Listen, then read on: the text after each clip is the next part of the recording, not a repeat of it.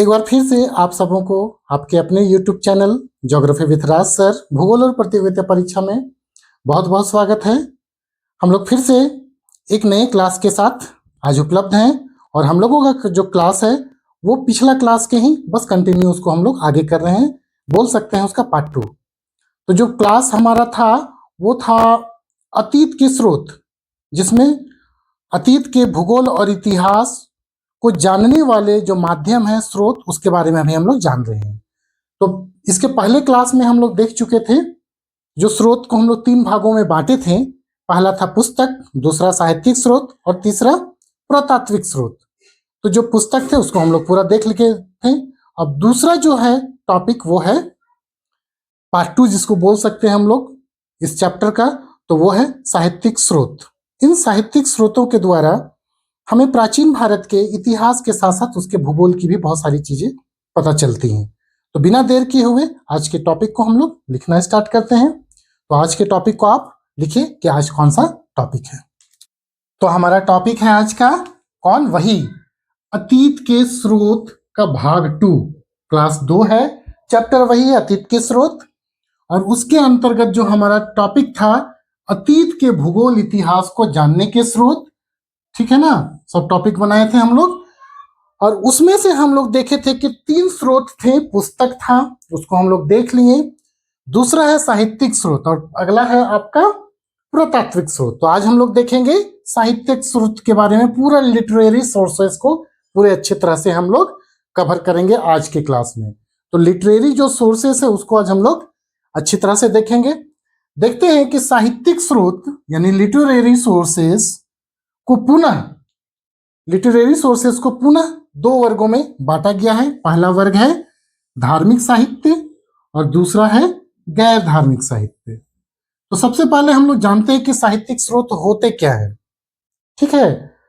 तो प्राचीन काल में हम लोग बुक तो देख चुके हैं कि बुक कैसे लिखा गया। भोजपत्र में लिखा गया, पांडुलिपि के द्वारा दिया गया, हाथ से लिखा गया। तो उन्हीं को जब धर्म विशेष से संबंधित विभिन्न धर्मों के संदर्भों में जब किताबें लिखी गईं तो उन सभी किताबों को हम लोग धार्मिक साहित्य में रखे। जबकि वैसे साहित्य से संबंधित किताबें जो प्राचीन काल में धार्मिक पृष्ठभूमि के साथ साथ गैर धार्मिक पृष्ठभूमि में लिखे गए हैं और जिनसे हमें प्राचीन भारत की इतिहास एवं भूगोल की जानकारी प्राप्त होती है, उसे हम लोग साहित्यिक स्रोत के अंतर्गत रखते हैं या साहित्य स्रोत के नाम से हम लोग जानते हैं। तो आइए सबसे पहले हम लोग साहित्यिक स्रोत को ही परिभाषित कर लेते हैं, क्योंकि इसको मैंने बोला तो इसको लिख भी लें आप। प्राचीन काल में, ध्यान से देखेंगे, प्राचीन काल में भोजपत्र और पांडुलिपियों में विभिन्न विषयों पर लिखे गए साहित्यों से जब जानकारियां यानी विभिन्न प्रकार की जानकारियां, सूचनाएं एवं विभिन्न स्थलों से हम अवगत होते हैं। किनके द्वारा? तो इन साहित्यों के द्वारा ही इन तीनों चीजों की जब हमें जानकारी प्राप्त होती है या उनसे हम अवगत होते हैं तो इन्हें ही हम साहित्यिक स्रोत बोलेंगे, ठीक है। वैसे स्रोत जो हमें साहित्य के रूप में प्राप्त होते हैं और इतिहास की जानकारी देते हैं या फिर प्राचीन काल के भौगोलिक स्थलों की जानकारी देते हैं, तब इन्हें हम साहित्यिक स्रोत के रूप में जानते हैं या साहित्यिक स्रोत के रूप में परिभाषित कर सकते हैं। इस प्रकार इन साहित्यिक स्रोतों को फिर हम लोग अलग अलग विषयों पर लिखा गया है तो 2 वर्गों मुख्यतः देखते हैं। पहला धार्मिक साहित्य स्रोत और दूसरा गैर धार्मिक स्रोत, साहित्यिक स्रोत। तो आइए सबसे पहले हम लोग धार्मिक साहित्यिक स्रोत के बारे में जान लेते हैं, उसे परिभाषित करते हैं और उसको उदाहरण के तौर पर देखते हैं। इसको लिख के आगे आप लोग लिखिए। तो देखते हैं हम लोग कि धार्मिक साहित्य क्या है। तो धार्मिक साहित्य को सबसे पहले हम लोग परिभाषित कर लेते हैं। तो वैसे साहित्यिक स्रोत, ध्यान से समझिएगा, वैसे साहित्यिक स्रोत जो अतीत में यानी प्राचीन काल में विभिन्न धर्म के गतिविधियों के माध्यम से, विभिन्न धर्म के गतिविधियों के माध्यम से अतीत अथवा इतिहास भूगोल की, अतीत अथवा इतिहास भूगोल की जानकारी देते हैं उन्हें धार्मिक साहित्यिक स्रोत कहते हैं, है ना। यानी रिलीजियस लिटरेरी सोर्सेस हम लोग उसको कहते हैं। यानी उस समय कहाँ कहाँ धार्मिक गतिविधियां चलती थीं तो उससे भूगोल का पता चला, और कैसे कैसे धर्म के साहित्य लिखे गए तो उनसे उनके इतिहास के बारे में भी हमको पता चल गए। तो इस प्रकार धार्मिक साहित्य के द्वारा हम लोग धार्मिक गतिविधियों के माध्यम से, विभिन्न धर्मों के गतिविधियों के माध्यम से हमें क्या पता चला, उस समय के इतिहास और उस समय के भूगोल के बारे में हमको जानकारी प्राप्त हुई। अब कुछ उदाहरण देख लेते हैं। इस प्रकार धार्मिक साहित्य के प्रमुख उदाहरण कौन कौन से हैं। विभिन्न धर्म का नाम हमने लिया ना, कि विभिन्न धर्मों के माध्यम से, विभिन्न धर्मों के गतिविधियों के माध्यम से हमें प्राचीन भारत के विभिन्न स्थलों और विभिन्न सूचनाओं की जानकारी प्राप्त होती है। तो वो विभिन्न धर्म क्या थे जहां पे साहित्य लिखे गए, तो वेद सबसे प्रमुख है। वेद के बारे में जानते हैं कि यह भारत का सबसे पुराना ग्रंथ है। पहला विशेषता क्या है, तो यह भारत का सबसे पुराना ग्रंथ है, ठीक है ना। पहला क्या है, ऋग्वेद, जो कि सबसे पुराना ग्रंथ है, सबसे प्राचीन ग्रंथ है, और इसमें स्तुतियां की गई हैं। स्तुतियां की गई मतलब प्रशंसा की गई है श्लोकों के द्वारा, और वो स्तुतियां किनके लिए की गई हैं, तो देवताओं की प्रशंसा के लिए, ठीक। दूसरा है आपका यजुर्वेद, जो दूसरा वेद है वो है यजुर्वेद, और यजुर्वेद में क्या की गई है, तो यज्ञ विधि के बारे में पूरा बताया गया है। यज्ञ का जो यज्ञ होता था ना वेद में, तो यज्ञ का पूरा क्रिया विधि बताया गया है, यानी कर्म कांड के बारे में जिक्र की गई है। कहाँ, तो यजुर्वेद में। और तीसरा है आपका सामवेद। सामवेद को संगीत गायन गतिविधियों से संबंधित हम लोग करते हैं सामवेद को। और चौथा है अथर्ववेद। अथर्ववेद, और ये जो अथर्ववेद है इसमें जादू टोना, औषधि या घरेलू उपचार, है ना, घरेलू उपचार, इन सारी चीजों का जिक्र किया गया है। इस प्रकार देखिए तो कितनी चीजें पता चलेंगी हमें, इससे पता चलेगी ना, ठीक है। स्तुतियां की गई हैं देवताओं के ऋग्वेद में, यज्ञ कार्य किया जाता है यजुर्वेद में, और गायन और संगीत के बारे में बताया गया सामवेद में, और अथर्ववेद में जादू टोना, औषधि और घरेलू उपचार। तो उससे भी हमें वहां के भौगोलिक परिवेश और इतिहास या अन्य सूचनाओं की प्राप्ति होती है वेद के माध्यम से, सबसे प्रमुख धार्मिक ग्रंथों में। और भी है, उसके बाद आगे जैसे चढ़ते हैं हम लोग, बढ़ते जाते हैं समय के साथ साथ कालांतर में, ठीक है। तो आगे हमको फिर मिलता है महाकाव्य, और ये महाकाव्य दो हैं। प्राचीन भारत में हम लोग महाकाव्य का जिक्र करते हैं, और वो दो हैं। पहला है रामायण, जिसके रचयिता कौन है, लिखे नहीं गए हैं, रचना किए गए हैं। किनके द्वारा रचना की गया है, तो वो है महर्षि वाल्मीकि। रामायण के रचयिता कौन है, महर्षि वाल्मीकि। जबकि दूसरा महाकाव्य कौन है, वो है महाभारत, और इस महाभारत के रचयिता महर्षि वेद व्यास। हम लोग देखते भी हैं, ठीक है ना, रामायण महाभारत। तो उनसे देखिए तो कितने भौगोलिक चीजों की पता चली। कुरुक्षेत्र जिक्र आता है, कुरुक्षेत्र, ठीक है ना। भीष्म पितामह को क्या बोला गया है, क्या बोला गया है, गंगा पुत्र। दैट मीन्स गंगा के क्षेत्र में भीष्म पितामह का पूरा परिवेश दिखाता है, भौगोलिक स्थिति दिखाता है। नहीं तो चीजों को देखिएगा कैसे भूगोल और इतिहास हम लोग से जानते हैं। तो महर्षि वेद व्यास, महर्षि वाल्मीकि, इन दोनों का नाम याद रखिएगा। दोनों महाकाव्य को इन्हीं के द्वारा रचना की गई। महर्षि वाल्मीकि के द्वारा रामायण, और महर्षि वेद व्यास के द्वारा महाभारत। नेक्स्ट है पुराण। जैसे फिर समय आगे बढ़ते चला गया तो पुराण जो आए वो धार्मिक साहित्य आए, और ये पुराण 18 पुराण है। और ध्यान दीजिएगा, जो साम्राज्य प्राचीन भारत में आपको देखने को मिलते हैं, वो उनमें इन 18 पुराणों में बहुत सारे भौगोलिक अवस्थितियां दिखती हैं। ऐतिहासिक जानकारी प्राप्त होती है। किन से? तो 18 पुराणों से। ठीक है, आगे हम लोग पुराण पढ़ेंगे, डिटेल पढ़ेंगे, है ना। इसलिए अभी बस इसको हम लोग शुरुआती दौर देख रहे हैं।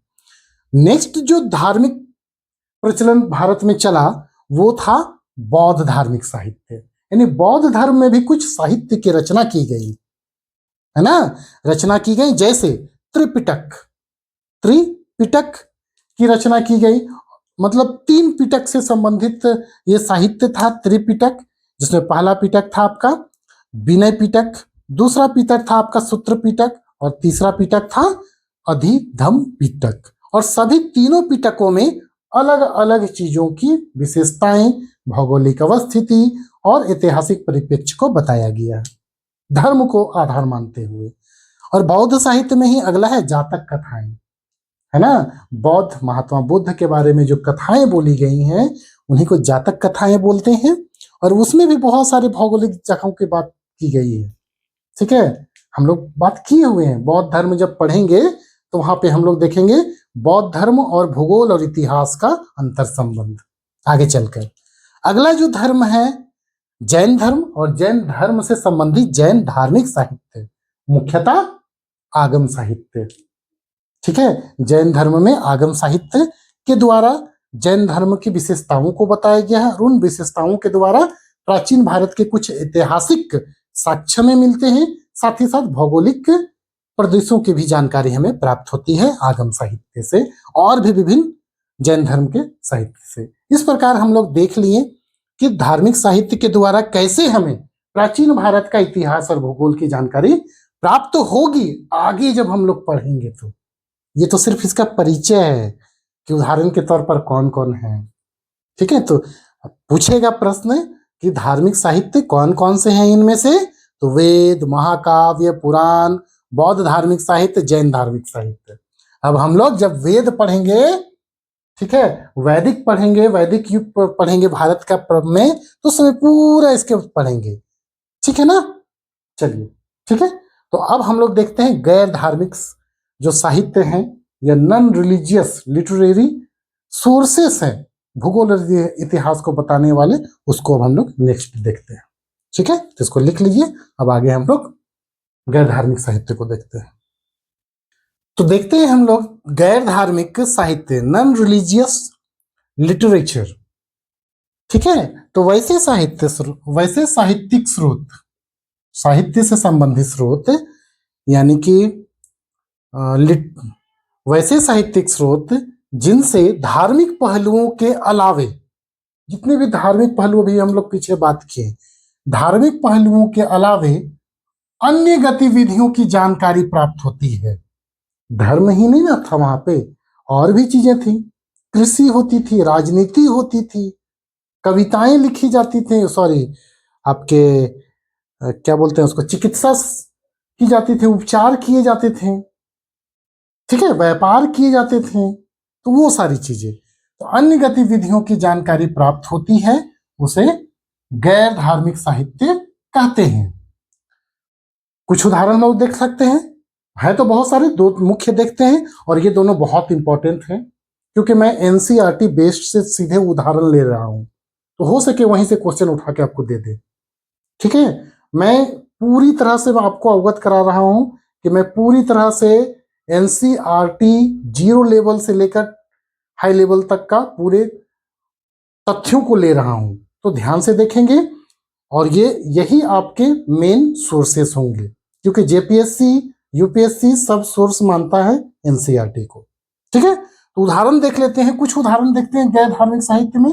तो गैर धार्मिक साहित्य के उदाहरण के तौर पर 2 जो साहित्य हैं उसको देखते हैं। सबसे पहले अर्थशास्त्र, नाम से कंफ्यूज मत होइएगा, अर्थशास्त्र अर्थव्यवस्था के बारे में जिक्र नहीं है, बल्कि अर्थशास्त्र के द्वारा ऐसी एक साहित्य है गैर धार्मिक साहित्य जो चाणक्य के द्वारा लिखी गई है, रचना की गई है, रचयिता है चाणक्य।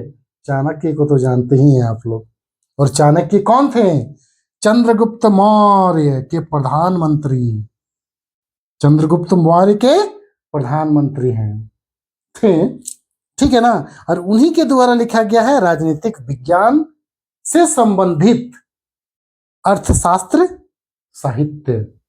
और ये अर्थशास्त्र साहित्य चंद्रगुप्त मौर्य के राजनीतिक जीवन पर एक विशेष, क्या बोल सकते हैं उसको हम लोग, विशेष करके लिखा गया था, उन्हीं को केंद्र बिंदु बनाकर। ठीक है, तो उस समय के साम्राज्य के बारे में बताया गया है। अगर साम्राज्य के बारे में बताया जाएगा, चंद्रगुप्त मौर्य के साम्राज्य के बारे में चाणक्य के द्वारा, तो जाहिर सी बात है कहां तक उनका साम्राज्य फैला था, वहां कौन कौन सी राजनीतिक गतिविधियां होती थी, तो सारी चीजें आएंगी यहाँ पे। तो भूगोल तो बता रहा है इतिहास के साथ साथ। ठीक है ना। अगला जो उदाहरण है गैर धार्मिक साहित्य का, वो है राजतरंगिणी। और राजतरंगिणी लिखा गया है किसके द्वारा, रचना किसके द्वारा की गई है, तो कश्मीरी कवि है कलहन। कश्मीरी कवि कलहन की एक रचना है ये।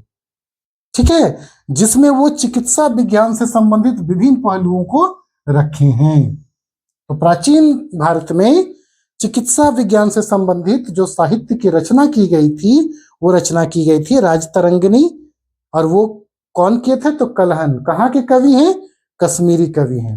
अभी जो कश्मीर प्रांत है ना, जम्मू कश्मीर, तो उसी क्षेत्र में वहां पे चिकित्सा विज्ञान से संबंधित अपनी एक रचना उन्होंने प्रस्तुत की, जिसका नाम है राजतरंगिणी। तो इन सब से भी हमें प्राचीन भारत का इतिहास और भूगोल की जानकारी प्राप्त होती है। कुछ इन दोनों के अलावे साहित्यिक स्रोत में हम लोग दो ही देखें, एक देखें आपका धार्मिक साहित्य से संबंधित और एक गैर धार्मिक। लेकिन इसके अलावे भारत में समय समय पर कुछ विदेशी साहित्यकार भी आते रहे हैं, या विदेशी लेखक आते रहे हैं। ठीक है, विदेशी लेखक आते रहे हैं, और उन विदेशी लेखकों के द्वारा भी कुछ यहाँ का इतिहास बताया गया है, यहाँ का भूगोल बताया गया है। ठीक है, तो उनमें से कुछ का नाम लेते हैं, जैसे हम लोग नाम ले लेते हैं हेरोडोटस का। ठीक है, हेरोडोटस क्या है, इतिहास के पिता कहे जाते हैं। और उनकी एक किताब है हिस्टोरिका, और उस हिस्टोरिका में 5वीं शताब्दी, ठीक है, 5वीं शताब्दी ईसा पूर्व के आसपास भारत और फारस के संबंधों का वर्णन किया गया है। फारस कहाँ है, फारस की खाड़ी, गल्फ ऑफ पर्सियन। तो वहां पे जो खाड़ी कंट्री है, गल्फ कंट्रीज है, वहां का प्राचीन परिवेश, प्राचीन इतिहास, प्राचीन भूगोल, और भारत का प्राचीन परिवेश, प्राचीन भूगोल और इतिहास, इन चीजों को इंटररिलेट करके हेरोडोटस अपनी पुस्तक हिस्टोरिका में इसका जिक्र किए हैं। तो उसको भी थोड़ा सा लिख लेते हैं। तो तीसरा पहलू कौन हो जाएगा साहित्यिक स्रोत में, तो विदेशी साहित्यकारों के द्वारा लिखे गए साहित्य से हमें भारत के, प्राचीन भारत के भूगोल और इतिहास की जानकारी प्राप्त होती है। तो तीसरा भी हम लोग लिख ही लेते हैं, दो तो थे साहित्य में हम लोग बांटे थे, एक तीसरा भी उसमें जोड़ लीजिए आप लोग, विदेशी लेखकों के द्वारा लिखे गई साहित्य से अतीत की जानकारी, तो उसको भी लिख लेते हैं। तो देखिए हम लोग अभी जैसे बोलने की धार्मिक साहित्य और गैर धार्मिक साहित्य के अलावे विदेशी लेखकों के द्वारा भी कुछ साहित्य ऐसे प्राप्त हुए हैं जिससे भारत का इतिहास और भूगोल की जानकारी प्राप्त होती है। उसे बहुत सारे हैं, ठीक है, लेकिन कुछ उदाहरण देते हैं, जैसे कि देखिए विदेशी लेखकों द्वारा लिखित साहित्य जैसे में कौन सा है, तो हिस्टोरिका, मैंने पहले भी बता चुका हूं आपको थोड़ा सा। हिस्टोरिका में देखिए ये कहाँ के थे, तो यूनान के प्राचीन जो लेखक हैं, यूनान के प्राचीन लेखक हैं हेरोडोटस, और इन्हें इतिहास का पिता कहा जाता है, फादर ऑफ हिस्ट्री कहा जाता है। इन्होंने अपनी पुस्तक हिस्टोरिका में 5वीं शताब्दी ईसा पूर्व, ध्यान देखिएगा जो भी मैं सर्कल कर रहा हूं जरूर से जरूर उसे आप हाईलाइट कर लेंगे अपने नोट्स में, ठीक है, खास करके वही बच्चे जो कॉम्पिटिटिव की तैयारी कर रहे हैं, ठीक है ना, प्रतियोगिता परीक्षा की तैयारी जो कर रहे हैं, अभी से ही स्टार्ट कर रहे हैं, मेरे साथ चलते आप जाइए, ठीक है ना। तो 5वीं शताब्दी ईसा पूर्व के भारत फारस उस समय का जो भारत था और उस समय का जो फारस था, ठीक है, का संबंध का वर्णन किया है। ये हुआ हमारा एक प्रकार का पार्ट 2, ठीक है ना। अतीत या प्राचीन भारत के भूगोल और इतिहास को जानने वाले स्रोत जो अध्याय है उसका पार्ट 2। पार्ट 1 हम लोग पुस्तक के रूप में देखें, पार्ट 2 आज हम लोग धार्मिक साहित्य के रूप में देखें। कल के क्लास में हम लोग, नेक्स्ट क्लास में हम लोग पूरा तात्विक स्रोत के बारे में जानेंगे। धीरे धीरे हम लोग आगे बढ़ते चलते हैं। तो जो चैनल में नए होंगे, चैनल को जरूर सब्सक्राइब कर लेंगे, क्योंकि यहाँ पे आप 6th क्लास के एनसीईआरटी से लेकर 12th क्लास के एनसीईआरटी को आप बेटर तरीके से देख रहे हैं। साथ ही साथ जो बच्चे इतिहास भूगोल लेकर आगे बढ़ रहे हैं या अन्य सब्जेक्ट को लेकर प्रतियोगिता परीक्षा की तैयारी कर रहे हैं, बीए में हैं, एमए में हैं, यूजीसी नेट की तैयारी कर रहे हैं, जेआरएफ जो निकालने का सपना देखे हुए हैं, ठीक है, वो सारे क्या करेंगे, चैनल को सब्सक्राइब कर लेंगे और लगातार बने रहेंगे। चैनल को दोस्तों में शेयर तो जरूर ही करेंगे। सभी को, आप सबों को धन्यवाद। आप सभी का दिन मंगलमय हो। सभी को have a nice day. Thank you देखने के लिए।